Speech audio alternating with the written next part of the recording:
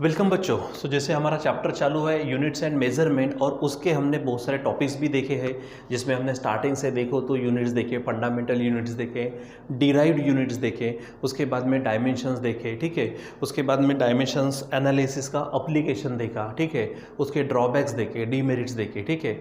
उसके बाद में अलग अलग सिस्टम भी हमने देखे। उसके बाद में हमने देखा कि एरर्स देखी, अलग अलग एरर्स, उसको सॉल्व करने के प्रॉब्लम्स वगैरह, ऐसे बहुत सारी चीज़ें देखी। और उस समय फिर हम कुछ लेंथ के लिए अलग अलग यूनिट्स, अलग अलग मेथड जो होती है, जैसे हमने लास्ट टाइम में पैरेलैक्स मेथड देखी थी। फिर उसके बाद में यूनिट्स देखे। जैसे लास्ट क्लास में हमने देखा कि बहुत दूर तक अगर मान लीजिए डिस्टेंस आपको मेज़र करना है, वो मेथड तो ठीक है, लेकिन उसके बाद उसके डिस्टेंस है, इसके लिए यूनिट्स क्या होंगे, बड़े बड़े यूनिट्स, क्योंकि वहाँ पे हम मीटर, किलोमीटर, इससे भी आगे जाते हैं, ठीक है। तो वहाँ पे हमने देखा एस्ट्रोनॉमिकल यूनिट होता है, लाइट ईयर होता है, उसके बाद पार्सेक हमने देखा। उसी प्रकार कुछ और भी चीज़ें यहाँ पर बोर्ड पर लिखी गई है, ठीक है। तो चलो देखते हैं यहाँ पर क्या क्या है। यहाँ पर हेडिंग है, जैसे कल की टॉपिक को आगे बढ़ाते, units for atomic and molecular distances. अब हमने क्या किया था, बहुत दूर के, यानी जैसे कि स्टार्स है, प्लैनेट्स है, इनके डिस्टेंस मेज़र करने के लिए, यानी बहुत दूर के लॉन्ग डिस्टेंसेस मेज़र करने के लिए एस्ट्रोनॉमिकल यूनिट, लाइट ईयर, और क्या देखा हमने, पार्सेक। अब मान लीजिए कि छोटे छोटे यूनिट, बहुत ही छोटे साइज़ के अगर डिस्टेंस है, जैसे एटॉमिक साइज़ बोलो, मॉलिक्यूलर साइज़ बोलो, उसके लिए हम इस्तेमाल करते हैं या तो इलेक्ट्रॉन माइक्रोस्कोप या फिर टनलिंग इलेक्ट्रॉन माइक्रोस्कोप, ये हमने देखा। अब उसके लिए जो यूनिट्स है, वो 3-4 यूनिट जो हम ज़्यादा यूज़ करते हैं हमारे डे टू डे लाइफ में, उसमें है जैसे कि माइक्रो को हम यू, जैसे आप देखेंगे तो जैसे हमारे पास में यू, ये यू होता है, आप इसी को नीचे अगर खींच लो तो ये माइक्रो का सिंबल बन जाएगा, ठीक है। तो ये आपको थोड़ा ध्यान में रखना है। माइक्रोन, जैसे जनरली माइक्रो पढ़ते हैं, लेकिन माइक्रोन उसकी स्पेलिंग है। तो 1 माइक्रोन यानी क्या होता है, जितने से मान लीजिए कि ये 1 मीटर करीबन इतना इतना होता है। अब इसके अब क्या कर लो, 1 मीटर के, ठीक है, अगर आप 100 टुकड़े करो तो आप सेंटीमीटर में पहुंचेंगे, यानी आप 1 सेंटीमीटर पे आ जाएंगे। उसके 10 टुकड़े करेंगे, ठीक है, तो आप मिलीमीटर में आएंगे। उसी प्रकार कंप्लीट 1 मीटर के 10 लाख अगर टुकड़े किए हमने, ठीक है, यानी 1 मिलियन टुकड़े किए, तो जो बारीक सा मिलेगा that will be the 1 micron, ठीक है। यानी क्या है, माइक्रोन का मतलब क्या है कि 1 मिलियंथ पार्ट ऑफ मीटर, ठीक है। यहाँ पे हम 1 मिलियंथ टी शब्द डाल देते, ठीक है, 1 मिलियंथ पार्ट ऑफ मीटर, ठीक है। 1 मीटर का 1 मिलियन पार्ट, जैसे कि मैं आपसे कह रहा हूँ कि 1 मिलियन, मान लीजिए कि ये जो लाइन है, इस लाइन से लेकर करीबन यहाँ तक 1 मीटर होता है, उसके आप 10 लाख टुकड़े कर दो, तो जो सबसे छोटा टुकड़ा रहेगा that will be the 1 micron. यानी ध्यान में क्या रखना है कि 1 माइक्रोन इज इक्वल टू 10⁻⁻⁶, ठीक है। अब -6 क्यों, क्योंकि मैंने छोटा पार्ट लिया, मैंने 1 मीटर के 10 मिलियन टाइम्स नहीं किया, उसका 1 मिलियन पार्ट लिया, ठीक है। तो वो ध्यान में रखना। तो 1 माइक्रोन इज इक्वल टू 10⁻⁻⁶, दिमाग में फिटिश कर लो। 1 माइक्रो इज इक्वल टू, जैसे माइक्रोमीटर आया, माइक्रो शब्द दिखा, यानी म्यू ये दिखा, तो समझो 10⁻⁻⁶, ठीक है। उसके बाद आता 1 एंगस्ट्रॉम यूनिट, क्या बोलेंगे इसको, एंगस्ट्रॉम यूनिट, ठीक है। तो उसको लिखा जाता है ए के ऊपर में, ठीक है, जैसे ए है तो ए के ऊपर में थोड़ा बबल दे दो, तो आप इसको एंगस्ट्रॉम यूनिट पढ़ते हैं, ठीक है। तो ध्यान में रखो 1 एंगस्ट्रॉम यूनिट 10⁻⁻10, ठीक है। यानी अगर मान लीजिए 1 मीटर है, 1 मीटर के हम टुकड़े कितने करेंगे, 1 पर 10 जीरो रखकर जितने टुकड़े होंगे वो, ठीक है। यानी तो ये 10⁻⁻6 वाला, तो 1 एंगस्ट्रॉम का मतलब क्या होगा, 10⁻⁻10 मीटर, ठीक है। ध्यान में रखना, जैसे हमारे लाइट की जो वेवलेंथ होती है जनरली इस रेंज में लिखते हैं हम, ठीक है। उसके बाद थर्ड आता है नैनोमीटर, नाम में से नैनो, 10⁻⁹, ठीक है। तो 10⁻⁹ पार्ट ऑफ मीटर, वो ध्यान में रखना है। उसके बाद जैसे ये यहाँ पे 1 नैनोमीटर, उसको लिखेंगे कैसा, NM, नैनो का M और मीटर 10⁻⁹ मीटर। यहाँ पे एमस्ट्रॉन्ग, उसके ऊपर में बबल देना है एक है 10⁻⁻10, ठीक है। फिर उसके बाद में अगर हम देखेंगे जैसे फर्मी है हमारे पास, तो फर्मी यानी 10⁻⁻15 तो पार्ट, जैसे अगर मान लीजिए कि जैसे हमारे पास में है 1 मीटर है, उसके ऊपर में आप क्या करो, ये 1 है, उसके ऊपर 1 2 3 4 5 6 7 8 9 10 11 12 13 14 15, एक के इतने टुकड़े जब आप करेंगे तो वो रहेगा आपका 1 फर्मी, ठीक है। तो ये ध्यान में रखना है। 1 फर्मी यानी 1 F is equal to 10⁻⁻15 metre. ठीक है, चलो तो ये हमारे छोटे से छोटे यानी एटॉमिक या फिर आप मॉलिक्यूलर जो साइजेस होते हैं, मॉलिक्यूलर जो डिस्टेंसेस होते हैं उसको जानने के लिए। ठीक है, फिर बच्चों हमारे पास ये तो हमारा लेंथ के लिए हो गया। ठीक है, तो लेंथ के लिए हमने लास्ट टाइम में भी देखा था, और ये छोटे यूनिट्स के लिए आज और हम एक्स्ट्रा में बढ़ने वाले हैं, वो हमारा मास है, और उसके बाद में हमारे पास में टाइम है। ठीक है, तो मास आपको मालूम है किसी भी बॉडी में, ठीक है, जितने भी यानी क्या होंगे पार्टिकल्स बोलो, जो भी चीज़ें हैं वो जितना उसका कंटेंस होगा, ठीक है, उसको हम क्या कहते हैं, मास कहते हैं। यानी क्या मास क्या है, द क्वांटिटी ऑफ मैटर, ठीक है, contained in body is called as mass of that body. जैसे ये ढक्कन है, इस ढक्कन में जितने भी इसका प्लास्टिक के मार्कर मॉलिक्यूल्स होंगे, पार्टिकल्स बोलो, ठीक है, तो वो सब यानी क्या हो जाएंगे, हमारा इसका मास। ठीक है, ध्यान में रखना। तो ये ऐसा यूनिट क्या है मास का, आपने देखा ही है, इसके पहले हमने किलोग्राम है। ठीक है, अब बात करते हैं कि 1 किलोग्राम होता कितना है। ठीक है, 1 किलोग्राम होता कितना है। बच्चों कभी आप यहाँ गए होंगे अपने जब यानी सब्जी वगैरह खरीदने के लिए आप मार्केट जाते हो, तो मार्केट में कभी कभी आप देखो वहाँ पे जब आधा पाव 1 पाव अगर मांगते हो वहाँ पर, तो आप वहाँ पर स्पेशली देखते हो वो जो बेचने वाले होते हैं, सब्जी वगैरह जो बेचते हैं, उनके पास में छोटे छोटे पत्थर वगैरह होते हैं। आप प्रैक्टिकली लोहे का वेट तो देखते हो, ठीक है, उसके साथ में कभी कभी वो छोटे मोटे पत्थर वत्थर होते हैं। तो वो पत्थर आप बोलेंगे कि ये काकू काका ये कैसा है, वो तो नहीं, वो बोलते बराबर है 500 ग्राम है, वो बराबर अंदाज लगाकर बता देते। ठीक है, या फिर वो वेट करके उतना पत्थर रख देते, छोटे मोटे पत्थर वगैरह। उसी प्रकार जो ब्यूरो है जहाँ पे यानी वेट्स और मेजर्स किए जाते हैं, तो वो पेरिस में है, वर्सेस करके पेरिस के बाजू में है, जो फ्रांस में आता है। ठीक है, तो वहाँ पे जैसे बोलते हैं ना हम CBI, central bureau of investigation, उसी प्रकार ब्यूरो होता है जहाँ पे वेट्स मेजरमेंट्स के लिए जो भी चीज़ें हैं, तो बाकी वो पूरी कमेटी ठहराती है कि एक इतना मास यानी क्या होगा, 1 kg यानी कितना होगा। तो एक, ठीक है, मान लीजिए कि ये छोटा सा जैसे मार्कर है, ये आपका सिलेंडर है, तो इसी प्रकार एक ऐसा टुकड़ा जो अलॉय है, अलॉय यानी 2-3 मेटल वगैरह मिलकर 2-3 का ये रहता हमारा, ठीक है, सब्सटेंस मिलकर जो बनता है वो अलॉय। ठीक है, तो यहाँ पर हमारे पास प्लैटिनम और इरिडियम मिलकर, ठीक है, जो एक ये बनेगा अलॉय, जैसे करीबन 90% प्लैटिनम रहेगा और 10% इरिडियम। ठीक है, उनको मिक्स करके जो भी अलॉय तैयार होगा, तो उसका क्या करना, छोटा सा सिलेंड्रिकल टुकड़ा लेना, तो उसका जो वेट होगा, ठीक है, वो पर्टिकुलर टुकड़े का, जैसे हम मैंने कहा ना सब्जी मार्केट में वो पत्थर रखते 1 किलो के, आधा किलो के, 1 पाव के, उसी प्रकार cylindrical iridium, platinum iridium cylindrical piece का जो टुकड़ा होगा, उसका जो मास है वो 1 kg लिया जाता है। ठीक है, यानी क्या बोलेंगे, 1 किलोग्राम कितना लेंगे हम, जैसे हमारे यहाँ पे गावरान इसमें छोटे मोटे पत्थर, वहाँ पे सिलेंडर, ठीक है, सिलेंड्रिकल पीस, वो किसका, प्लैटिनम इरिडियम अलॉय। ठीक है, तो the mass of cylindrical piece of platinum iridium alloy जो रखा गया है स्पेशली, ठीक है, जो ऐसे हमारे किराना दुकान सब्जी वाले नहीं, वहाँ पे स्पेशली रखा है, कहाँ पे, placed in the bureau of weights and measures in Paris. Paris के बाजू में एक छोटा मोटा, जैसे हमारे नागपुर है, नागपुर में बोले तो नागपुर के बाजू में सावनेर भी आता है। ठीक है, तो वहाँ पे वर्सेस करके गाँव सिटी है वहाँ पर। ठीक है, तो वो जितना मास होगा वो मास कितना कहलाता है, 1 किलोग्राम। वो सिलेंड्रिकल पीस वहाँ रखा गया है, ठीक है, कहाँ पर, पेरिस में है वो। ठीक है, उसका जो मास है, that mass is considered as 1 kilogram. ठीक है, अगर वहाँ से आप अगर लाते हो तो वो टुकड़ा कितना रहेगा, 1 किलोग्राम का। जैसे सब्जी वाले वो पत्थर रख रहे हैं, वो हम उसको भी तो कंसीडर करते, तो वहाँ पे स्पेशल वो टुकड़ा है, स्पेशल सिलेंड्रिकल पीस है, ठीक है, जो बना है हमारे प्लैटिनम और इरिडियम से। ठीक है, तो उसका जो मास है वो 1 किलोग्राम है, वो स्टैंडर्ड यूनिट है। ठीक है, फिर उसके बाद में दूसरा, the mass of 1 litre of pure water at 4 degree Celsius. जैसे आपने मान लीजिए घर में ही हमारा प्योर वाटर चाहिए, और 1 लीटर 4 डिग्री सेल्सियस पर जितना मास देगा वो भी कितना रहेगा हमारा, 1 kg का।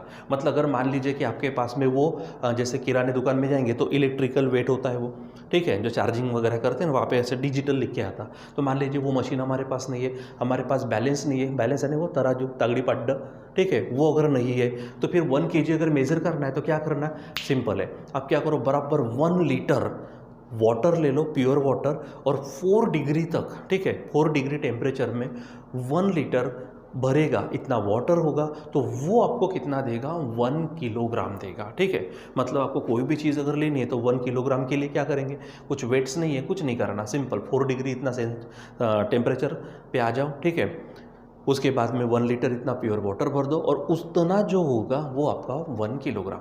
जैसे 2 बॉटल रखेंगे तो 2 किलोग्राम, 5 बॉटल रखेंगे तो 5 किलोग्राम, हाफ बॉटल रखेंगे मतलब हाफ लीटर तो आधा किलोग्राम, आप ऐसा ले सकते हो। ठीक है, तीसरा ध्यान में रखना है N atomic on atomic scale. Atomic scale यानी बहुत ही छोटे अगर देखना है आपको, ठीक है, तो mass of 5.0188 into 10⁻25 atoms of carbon 12।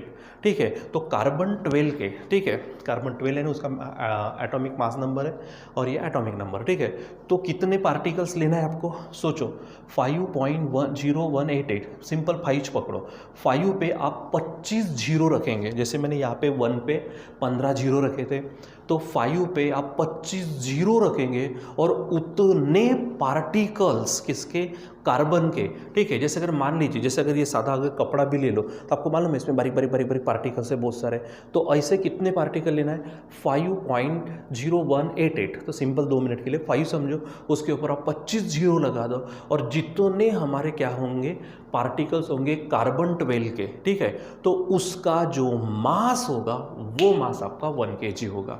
ठीक है, वो मास आपका क्या होगा, 1 kg। ठीक है, यानी ध्यान में रखना ये 3 चीज़ें कौन सी, कि 1 किलोग्राम कितना, तो जो पेरिस में रखा गया है स्पेशल सिलिंड्रिकल टुकड़ा, जहाँ पे यानी रखा कहाँ पे, जहाँ पे bureau of weights and measures है। ठीक है, यानी जहाँ पे ये तय किया जाता है। ठीक है, तो वहाँ पर प्लैटिनम इरिडियम का जो सिलिंड्रिकल पीस है उसका मास 1 kg, या फिर अगर लेना है तो 4 डिग्री सेल्सियस पर वो 1 लीटर प्योर वाटर का जो मास होगा 1 kg। ठीक है, या फिर 5.100188 इंटू 10⁻25 एटम्स कार्बन के अगर लेते हो तो उसका जो मास होगा दैट विल बी 1 kg।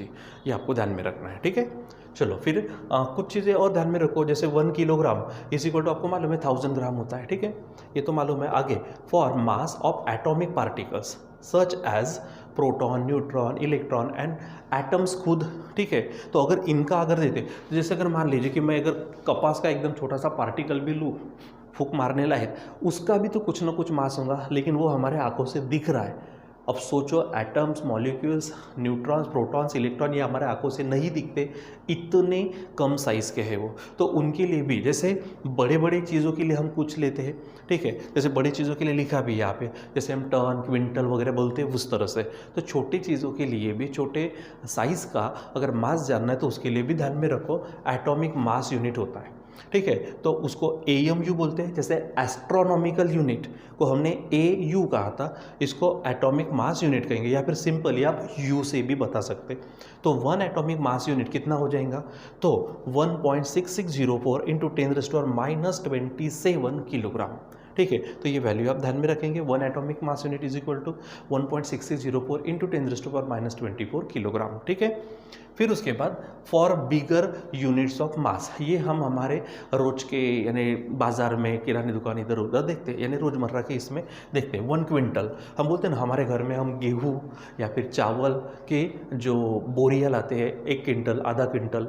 ठीक है, तो 1 क्विंटल यानी क्या होता है, 100 किलोग्राम। 1 क्विंटल का मतलब क्या होता है, 100 किलोग्राम। उसके बाद 1 मेट्रिक टन, हम बोलते हैं ना टन, 1 टन। 1 टन का मतलब क्या होगा हमारे पास, 10 क्विंटल। 10 क्विंटल का मतलब क्या होता है, यानी 1 क्विंटल का 100 और 10 से मल्टीप्लाई करो तो 1000 kg। ठीक है, उसी प्रकार आप जब आरा मशीन पर जाते हो, ठीक है, लकड़ियाँ वगैरह, अभी तो आप तो नहीं जाते लेकिन हम जाते थे जब छोटे छोटे थे, क्योंकि हमारे घर में वो गैस सिलेंडर वगैरह नहीं था, लकड़ियाँ जलानी पड़ती थी, तो वो लकड़ियाँ तो लानी पड़ती थी आरा मशीन से, तो वहाँ पे मन चलता था, मन। ठीक है, तो 1 मन का मतलब होता है 40 kg। ठीक है, कभी आप अपने मम्मी पापा से पूछ सकते हो, या फिर जो गावरानी इसमें यूज़ करते हैं ना, वो देखो previous units for mass in India, जो यानी 1956 के पहले यूज़ किए जाते, यानी यहाँ पे ये सिस्टम वगैरह नहीं थी उतनी। ठीक है, उस समय में तो अब रत्ती, हम बोलते हैं ना, अबे रत्ती भर तो वेट नहीं तुम्हारा, मेरे को सिखा रहा, ऐसा बोलते हैं ना कभी कभी अपन गुस्से में आने के बाद, रत्ती भर। तो रत्ती का मतलब क्या होता है, करीब करीबन 120 mg, ठीक है। तो रत्ती बोलते, कभी कभी माशा बोलते हम, कभी कभी तोला बोलते हम, बोलते हैं ना जैसे सोना खरीदने जाते हैं, हाँ 1 तोला 2 तोला 3 तोला 2.5 तोला ऐसा, तो वो तोला। कभी हम छटाक बोलते हैं, छटाक भर मेरे को सिखा रहा, अब बोलते हैं ना छटाक, तो वो छटाक होता है, शेर होता है। जैसे आप मान लीजिए मार्केट में जाते हो फुटाने लाने के लिए खास करके, ठीक है, तो वो बोलता कितना शेर दूँ, तो वो छोटा सा इतना सा एक क्या बोलेंगे उसको, पायलट, एक छोटा सा छोटी सी, ठीक है, तो वो शेर ऐसा डालता और ऐसा आपको फुटाने देता, सेंगदाने देता, भाजले ले, ठीक है, ठीक है, तो वो शेर, ठीक है। या फिर हम माउंड यूज़ करते हैं, ठीक है, उस समय जब हम ये यूनिट्स वगैरह नहीं थे, या फिर गावरान इसमें यूज़ करते वो, ठीक है, हम गावरान नहीं बोलेंगे पहले के ज़माने में। तो 1 रत्ती का मतलब ध्यान में रखना 120 mg होता है, ठीक है।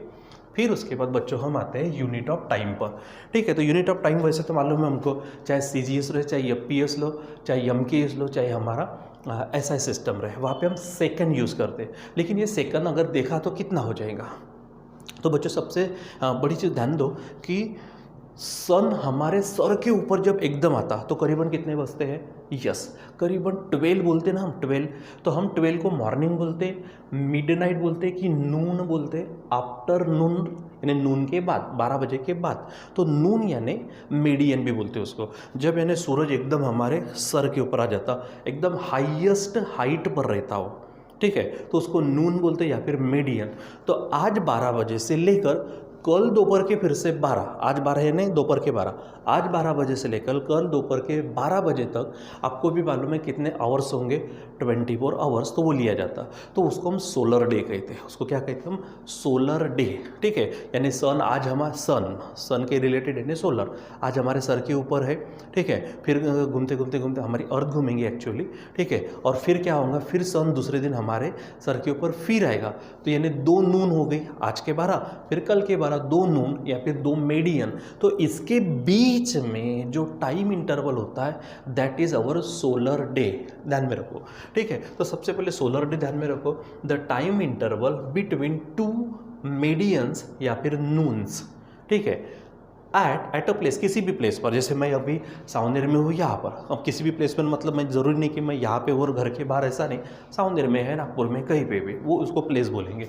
तो मेरे सर के ऊपर, ठीक है, दूसरे दिन भी सर के ऊपर जो होगा दैट इज़ सोलर डे।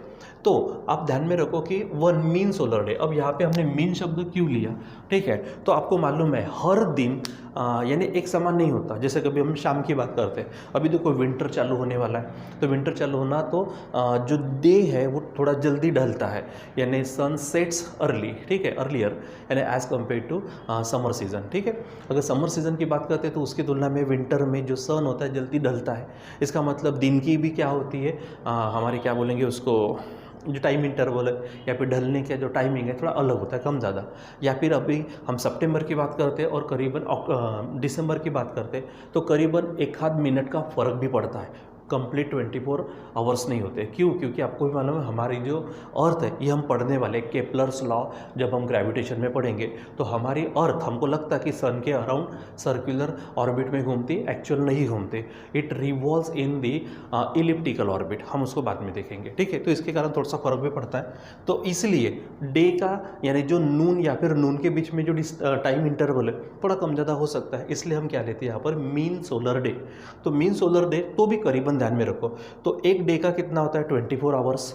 अगर मैं उसको मिनट में कन्वर्ट करूँ तो 24 इंटू 60 मिनट होगा, उसको मैं सेकेंड में कन्वर्ट करूँ तो 24 इंटू 60 सेकेंड होगा, और अगर मैं उसका मल्टीप्लिकेशन करूँ तो इट कम्स टू 84600 सेकेंड, यानी एक दिन में इतने सेकेंड होते, एक दिन में इतने सेकंड होते हैं, ठीक है। तो अगर मान लीजिए कि मैं सेकंड की बात करूँ फिर तो 1 सेकंड की बात करूँ तो ये कहाँ चले जाएंगे इसके, यानी 1 अपॉन क्या होगा 84600, ठीक है, डे, ठीक है। यानी एक डे का, सोलर डे का इतना जो पोर्शन होगा, जैसे मैंने कहा ना 1 मीटर था, 1 मीटर स्केल थी, उसके हमने लाखों टुकड़े कर लिए, 10 लाख, तो हमको मिला माइक्रोन, ठीक है।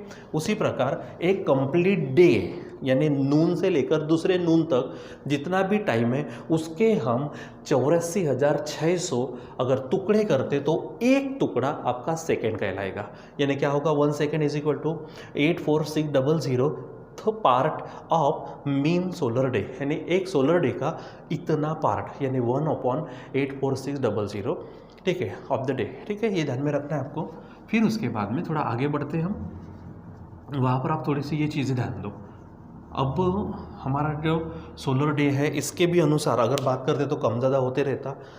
इधर में जो हमारे पास में जो यूनिट हमने मास के लिए यूज़ किया है 1 किलोग्राम, जो हमारा बच्चों प्लैटिनम इरिडियम का जो हमने ये लिया क्या जो सिलेंड्रिकल पीस लिया, तो ये भी इसके ऊपर भी कैसा हल्का फुल्का इसका असर होता है, जो एटमॉस्फेयर होता है। जैसे अगर हम देखें थोड़ा सा आप बैठ के रहो, आपके ऊपर थोड़ी धूल बैठ जाती है, उसी प्रकार ये भी क्या करता है, हल्की फुल्की माइक्रो पार्टिकल्स को पिकअप करता, अट्रैक्ट करता। तो इसमें भी थोड़ी प्रॉब्लम्स होती है, ठीक है। यानी हर यूनिट में एग्जैक्ट होता है, 100% करेक्ट होता है ऐसा ज़रूर नहीं, इसलिए वो बदलते भी जाते हैं। जैसे यहाँ पे ये लिया, फिर वाटर का लिया, फिर एटम कार्बन एटम का लिया, ठीक है, तो ध्यान में रखो, ठीक। अब यहाँ पे on the basis of CCM atomic clock, ये ध्यान में रखो।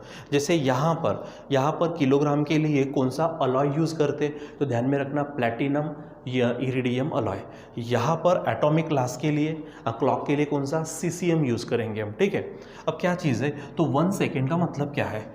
अब जो सीसीएम होता है, कोई भी बच्चों एकदम मेटल ले लो, कुछ भी कम सब्सटेंस ले लो, कुछ भी है, ठीक है, तो उसको तोड़ते तोड़ते गए तो वो पार्टिकल में आएगा, पार्टिकल को तोड़ते तोड़ते गए तो मॉलिक्यूल में आएगा, मॉलिक्यूल को तोड़ते तोड़ते गए एटम्स में आएगा, एटम्स में हमारे पास इलेक्ट्रॉन्स है, वो घूमते रहते हैं, ठीक है। ये सब चीज़ें हम तो बाद में देखने वाले, ठीक है। तो अभी अगर इनकेस अगर एक आधा टॉपिक छोटी मोटी चीज़ नहीं समझे, टेंशन मतलब हम बाद में पढ़ने वाले।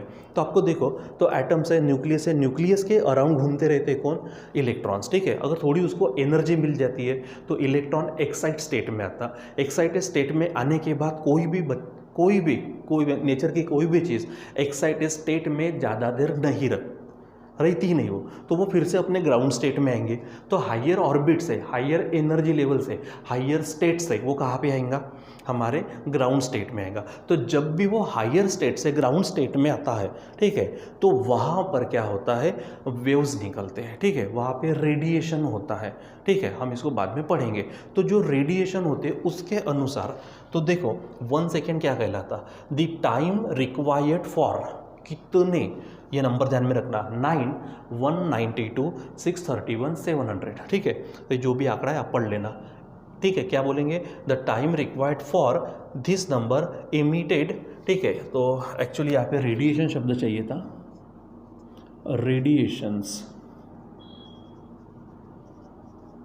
Radiations emitted during the transition होना, यानी एक्साइटेड स्टेट से ग्राउंड स्टेट में आना या फिर अपर स्टेट में जाना, ठीक है। Transition between 2 extremely fine states, इसको हाइपर स्टेट भी बोलते हैं या फिर एनर्जी लेवल्स भी बोलते हैं, ऑफ सीसीएम 133। देखो कौन सा हम यूज़ करने वाले एलिमेंट, सीसीएम 133 यानी CS133, ध्यान में रखना, ठीक है। मास के लिए प्लैटिनम इरिडियम, टाइम के लिए सीसीएम 133, और यहाँ पे मास के लिए कार्बन 12 भी लेते, ठीक है। तो ध्यान में रखना। तो इतने रेडिएशंस, ठीक है, ट्रांजिशन होते समय इतने रेडिएशंस होने के लिए जो टाइम लगेगा, that time is called as second, ठीक है। उसको क्या कहेंगे, सेकेंड। जैसे अगर मान लीजिए कि मैं ऐसा घूमना चालू कर दूँ ऐसा फट से, तो मैं एक इसमें क्या होगा, एक रिवॉल्यूशन करूँगा, ठीक है। ऐसा ही इसको आप वाइब्रेशंस बोल सकते हैं, इसको आप रेडिएशंस बोल सकते हैं, ठीक है। तो इतने रेडिएशंस होने के लिए सोचो कितना फास्ट होता होगा कि 1 सेकेंड में इतने रेडिएशंस होते, इतने वाइब्रेशंस होते, ठीक है। तो इतने वाइब्रेशंस होने के लिए जो टाइम लगता है उसको क्या बोलते हैं, 1 सेकेंड। तो आप ध्यान में रखना। और उसके लिए कौन सा एलिमेंट यूज़ करते हैं, CCM 133, ठीक है। फिर उसके बाद थोड़े बिगर यूनिट्स, ये तो आपको मालूम है, बताने की ज़रूरत नहीं है। जैसे 1 मिनट यानी 60 सेकेंड, 1 आवर यानी 60 मिनट, मतलब 60 × 60 मतलब 3600 सेकेंड। उसके बाद 1 डे का मतलब 24 आवर्स, 24 × 60 × 60 यानी 8466 सेकेंड, ठीक है। और 1 ईयर का मतलब क्या होगा, 365 डेज। एक्चुअली कम ज़्यादा होते रहता, कभी कभी वो फरवरी में 29 डेज आता है तो 366 भी लिए जाते, ठीक है। लेकिन जनरली ये ध्यान में रखो, तो 365 इंटू कितने सेकेंड, देखो क्योंकि ये ईयर, ये डेज हो गए 365 और इतने सेकंड से मल्टीप्लाई कर दो तो वो आंकड़ा करीबन 3.15 × 10⁻7 सेकंड्स में आता, ठीक है बच्चों। तो ये हमारे पास में यूनिट्स फॉर, ये थोड़ा सा लास्ट टॉपिक से ही था, लेन के लिए, ये हमारे पास मास के लिए, और ये हमारे पास में टाइम के लिए। तो ये डेटा थोड़ा सा आप क्या करिए, ध्यान में रखिए। कभी कभी जब ये हम बात करेंगे 11 क्लास के लिए बात करेंगे तो थोड़ा सा कुछ काम में आएगा, लेकिन अगर हम बात करें थे 11-12 के बाद एंट्रेंस एग्जाम्स के लिए तो ये डेटा हमारे बहुत काम में आने वाला है, ध्यान में रखो। और इसके ही रिलेटेड कुछ और मैं पिक्स वगैरह आपको नेक्स्ट इसमें भेजने वाला हूँ, समझा देने की बात नहीं है, डायरेक्ट उसको आप ध्यान में रखेंगे। ठीक है बच्चों, सो आज के लिए बस इतना ही, बाकी का कंटिन्यू करेंगे हम बाद में। Till then bye.